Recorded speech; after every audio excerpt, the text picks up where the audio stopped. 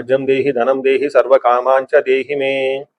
12 రాసుల వారికి లక్ష్మి స్వర్ణలక్ష్మి అమ్మవారి యొక్క కృపా కటాక్షం వలన ప్రతి ఒక్కళ్ళకి ఆత్మజ్ఞానం కలిగి ఉండాలి. తద్వారా ప్రతి నిమిషం ప్రతి సందర్భంలోనూ సంతోషంగా ఉత్సాహంగా ఉండే విధంగా అమ్మవారికి అందరినీ ఆశీర్వదించాలని, అంతేకాకుండా రాజ్యం దేహి మన అందరికీ మంచి పదవి, ఉన్నతమైన స్థితి, ఒక అధికారం, దర్పం అన్ని కలిగించాలని, దానితో పాటు స్వర్ణలక్ష్మి అమ్మవారు ప్రతి ఒక్కరికి ధన ప్రవాహాన్ని కలిగించాలని, ఫైనల్ గా సర్వకామాంచ దేహిమే మనం అనుకున్న ప్రతి కోరిక కూడాను ఇమ్మీడియట్ గా తక్షణమే అమ్మవారు మనకి నెరవేర్చాలని చెప్పేసి అమ్మవారు ప్రార్థన చేస్తూ, గణపతిని కూడా మనం చేసే ప్రతి దానిలోనూ మనకి బుద్ధి సిద్ధి చక్కటి విజయాన్ని, ఒక మంచి వివేకాన్ని కలిగించాలని, సత్ డిసిషన్స్ మంచి నిర్ణయాలు తీసుకునే విధంగా మనకి గణపతి మనకు కృప ఉండాలని చెప్పేసి ప్రార్థన చేస్తూ, మనం ఈ రోజు టాపిక్ చూసుకుంటే సూర్యుడు వృషభ రాశి నుంచి మిథున రాశిలోకి మారుతూ ఉన్నారు. దీనిని మనకి మిథున సంక్రమణ అంటారు. అంటే ఇది 12 రోజులు ఉంటుంది ఈ సంక్రమణ. మనకి మకర సంక్రమణ, మకర రాశి ఎలానో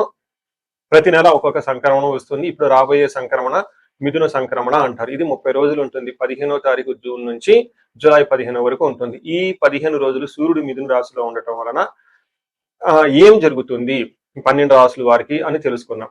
అయితే ముఖ్యంగా సూర్యుడు మారటం వల్ల సూర్యుడు ఎలాంటి విషయాల్లో మనకి ప్రభావాన్ని చూపిస్తాడని తెలుసుకుందాం. సూర్యుడు వచ్చేటప్పటికి ముఖ్యంగా 8 రకాలైన అంశాలపైన ప్రభావాన్ని చూపుతూ ఉంటారు.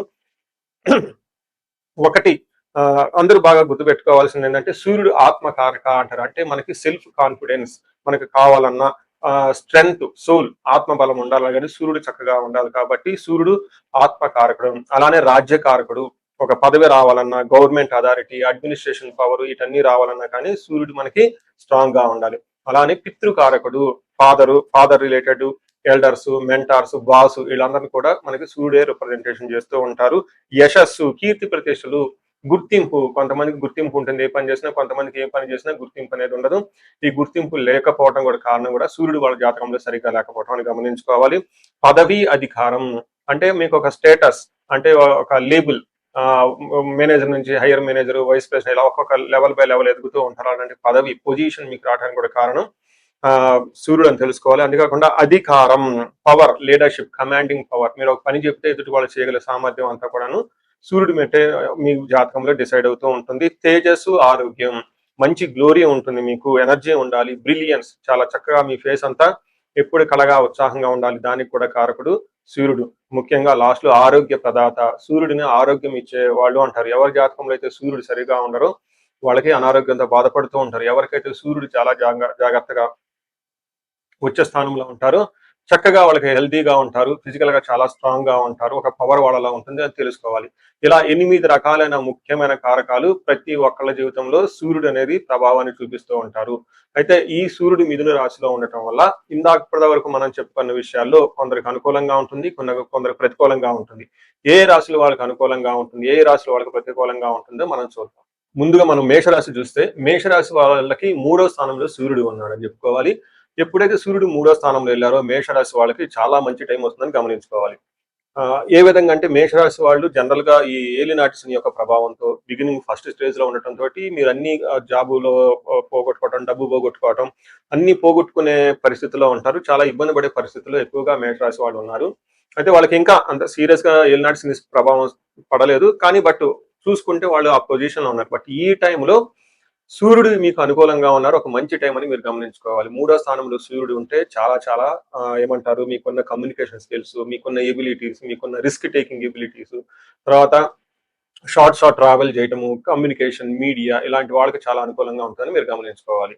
సో ఇందులో మనకి సంస్కృతంలో ఏం చెప్తారంటే 3వ స్థానంలో సూర్యుడు ఉండటం వల్ల ఏం చెప్తారు, ఆరోగ్య నిత్య సంతోషం, బంధుమిత్ర సమాగమ, అర్ధలాభ, పుత్ర సౌఖ్యం, ఇష్ట సిద్ధి, తృతీయగే రవి అని చెప్తారు. అంటే 3వ స్థానంలో ఉంటే ఏమవుతుందంటే చాలా రకాల బెనిఫిట్లు ఉంటాయి. ఏమంటే ఫస్ట్ ఆరోగ్యం బాగుంటుంది, నిత్యం సంతోషంగా ఉంటారు, బంధువులతో కలుస్తుంటారు, మిత్రులతో కలుస్తూ ఉంటారు, వాళ్ళతో మంచి సమావేశాలు జరుపుకుంటూ ఉంటారు.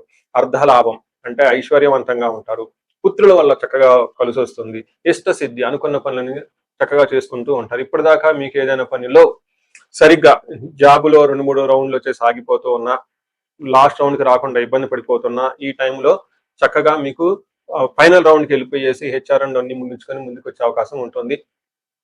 పొలిటీషియన్లకు కానివ్వండి, బ్యూరోక్రాట్స్ కానీ, పై అఫీషియల్స్ నుంచి మంచి సపోర్ట్ వచ్చేస్తుంది, చక్కగా జీవితంలో ముందుకెళ్ళిపోయే అవకాశం ఉంటుంది.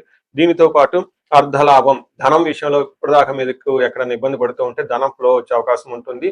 పుత్ర సౌఖ్యం, పిల్లల విషయంలో కూడాను చాలా చక్కగా ఉంటుంది. ఫాదర్ అండ్ సన్ ఇలా డ్యూయల్ మధ్య ఏమైనా ఇబ్బందులు ఉన్న, కమ్యూనికేషన్స్ ఉన్న, మనస్పర్ధలు ఉన్న ఈ టైంలో చక్కగా అన్ని పోయేసి పిల్లల ద్వారా మంచి శుభవార్తలు వినే అవకాశం ఎక్కువగా ఉంటుంది. వీళ్ళకి అకాడమిక్స్ లో ర్యాంక్స్ రావటం కానివ్వండి, లేదంటే వాళ్ళు అనుకున్న ప్రమోషన్స్ రావటం, ఇలాంటి విషయాలు వాళ్ళ లైఫ్ లో ఇంపార్టెంట్ పనుల్లో అభివృద్ధి సాధించడం ద్వారా మీకు మంచి హ్యాపీ న్యూస్ వచ్చే అవకాశం ఎక్కువగా ఉంటుంది.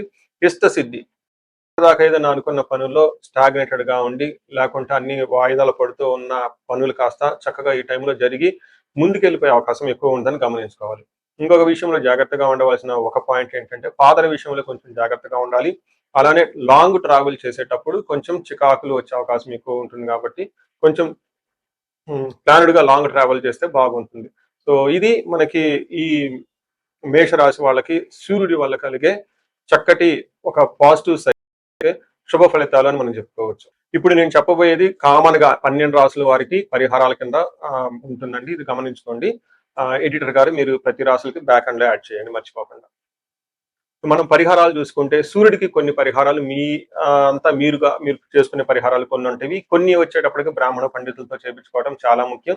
కొన్ని క్షేత్ర దర్శనాలు కూడా చేసుకోవడం చాలా చాలా ఇంపార్టెంట్. ముందు ముఖ్యంగా మీవంతా సెల్ఫ్ రెమెడీస్ అంటారు, మీరంతా స్వయంగా చేసుకునే పరిహారాలు కొన్ని ఉంటాయి. అందులో ముఖ్యంగా చూసుకుంటే సూర్య నమస్కారాలు చేయడం చాలా ఇంపార్టెంట్. సూర్య అష్టకం చదవటము లేదా ఆదిత్య హృదయ స్తోత్రం చదవటం కూడా చాలా ఇంపార్టెంట్. ఎప్పుడైతే ఆదిత్య ఉదయ స్తోత్రము, హనుమాన్ కార్యసిద్ధి మంత్ర రెండు కలిపి చదువుకలిపితే ఇంకా చాలా మంచి రిజల్ట్ ఉంటుంది. సో ఇక్కడ ఆదిత్య హృదయ స్తోత్రంతో పాటు హనుమాన్ చాలీసా కానీ, హనుమాన్ కార్యసిద్ధి మంత్రం కానీ చదువుకుంటే ఇంకా చక్కటి మంచి రిజల్ట్ వస్తుంది. సో ఇవన్నీ మీరు చేసుకునే మీ వరకు మీరు చేసుకోవచ్చు. ఇంకా టెంపుల్స్కి వెళ్ళేసి అక్కడ నవగ్రహాల చుట్టూ తిరిగి గోధుమలు కనుక దానం చేయగలిగితే, సద్బ్రాహ్మణులకి సత్పురుషులకి చేయగలిగితే ఇంకా మీకు చక్కటి మంచి రిజల్ట్ వస్తుందని గమనించుకోవాలి. సో అది మీ వరకు చేసుకోగలుగుతారు. మీ ద్వారా కాకుండా కొన్ని సమస్య తీవ్రంగా ఉంటే పండితులను కలిసి లేదంటే మా ద్వారా అపాయింట్మెంట్ తీసుకొని జాతక చక్రం కూడా చేపించుకోవడం చాలా ఉత్తమం. ఇందులో ముఖ్యంగా సూర్యుడికి సంపూర్ణమైన శాంతులు చేయాల్సి ఉంటుంది. గ్రహ శాంతి అంటారు. ఈ గ్రహ శాంతిలో సూర్యుడికి జపాలు, దానాలు, తర్పణాలు, హోమాలు ఇవన్నీ చేస్తూ ఉండాలి. వీటితో పాటుగా ఇంకా మీ యొక్క ఇండివిజువల్ జాతకం చూపించుకోవడం చాలా చాలా ముఖ్యం. ఎవరికైతే మీ యొక్క ఇండివిజువల్ లైఫ్ లో మీకు ఏజ్ 35 to 45 మధ్యలో ఉండి 40 years ప్లస్ ఆర్ మైనస్ ఎక్కడైనా మీకు లైఫ్ స్టాగ్నేటెడ్ కనిపించింది, అప్పటిదాకా సక్సెస్ఫుల్ ట్రాక్ రికార్డు ఉండి ఇక్కడ ఎందుకో ఆగిపోయారు, గ్రోత్ లేదని మీకు అనిపిస్తే ఒక్కసారి కాల్ చేసి అపాయింట్మెంట్ తీసుకోండి, మీ జాతకం చెక్ చేసుకోండి. నేను 35 to 45 age group research group గా చేస్తూ ఉన్నాను. చాలా మంది పీపుల్ మిడ్ లైఫ్ క్రైసిస్ అని చెప్పేసి ఇక్కడ ఆగిపోతూ ఉంటారు. చాలా మందికి డైవర్స్ అవుతూ ఉంటుంది, సడన్ గా కెరీర్ లో బ్రేక్ వస్తూ ఉంటుంది. సో ఈ మిడ్ లైఫ్ క్రైసిస్ ని మన ఆస్ట్రాలజీ, వేదిక్ ఆస్ట్రాలజీ ఎలా డీల్ చేస్తుంది, దాంట్లో ఏమేమి ఉంటాయి అని చెప్పి తెలుసుకోవచ్చు. ముఖ్యంగా జ్యోతిష శాస్త్రం ప్రకారం గ్రహ శాంతులు అని ఉంటాయి, గ్రహ దోషాలు అని ఉంటుంది. మీ యొక్క దశలు తెలుసుకొని వీటిల్లో ఏదైనా ఒక గ్రహం దోషం ఉండటం అయితే మీరు స్టాగ్నేటెడ్ అయిపోతారు. దాన్ని ఎలా బయటకు రావాలని పరిహారాలు తెలుసుకోవాలి. వీటితో పాటుగా మీకు ఏమైనా శాపాలు ఉంటే, పితృశాపం, కాలసర్ప దోషము, ఇలా మాతృశాపం, స్త్రీ శాపం, ఏమైనా యాక్టివ్ గా శాపాలు ఉన్నాయా, ఈ శాపాలు ఉండటం వల్ల కూడాను మీరు లైఫ్ లో గ్రోత్ లేకుండా ఆగిపోయే అవకాశం ఉంటుంది.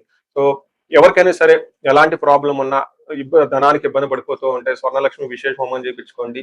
మీకు వీసా స్టాంపింగ్, H1B, లైక్ ఎక్కడన్నా ఏమంటారు ఉద్యోగంలో ఎక్కడన్నా బ్రేక్లు వచ్చి ఆగిపోతూ ఉన్నా, లేదంటే ఫైనల్ రౌండ్ దాకా వచ్చి మధ్యలో ఎక్కడన్నా ఆగిపోయినా కానీ మీకు ఇలాంటి వాళ్ళకు కూడాను మన్యు పాశుపత అభిషేకము, రుద్రాభిషేకం చూపించుకోవడం చాలా చాలా ఇంపార్టెంట్.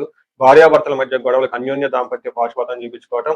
ఎవరికైనా సర్పాలు, కాలసర్ప దోషాలు, మహాకాలసర్ప దోషాలు అంటే కాలసర్ప దోష నివారణ పూజలు, పితృదోష నివారణ పూజలు మీ యొక్క జాతకం చూసుకొని ఇవన్నీ చేసుకోవటం వల్ల జీవితంలో 10 రెట్లు ఖచ్చితంగా వెళ్ళే అవకాశం ఎక్కువగా ఉంటుందని గమనించుకోవాలి. మీ అందరికీ అష్టైశ్వర్యాలు కలగాలని, భోగభాగ్యాలు కలగాలని చెప్పేసి కోరుకుంటున్నాను. నమస్తే.